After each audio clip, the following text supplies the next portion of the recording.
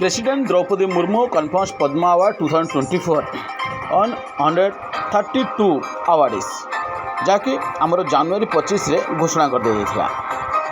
Padma award ये देखा one of the highest civilian award of India जहाँकि 1954 रे एस्टाब्लिशमेंट करा होछि। ये तीन कैटेगोरी रही पद्म भूषण पद्म विभूषण आ पद्मश्री। ये भीतर भी देखा पद्म विभूषण दुई जन डॉक्टर बैजयंती माला बाली आ कोनिंदेला चिरंजीवी को दि जाइए।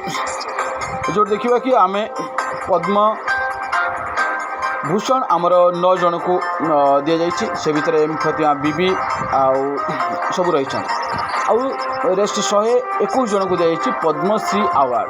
से भितर Surendra Kishore professor Shridhar Makam doctor Dayal M Parmar Shrimati C B पासा एमान भितर कि जन पोस्टमसली दि जाइए। लाइक और शेयर करा जमार भूल।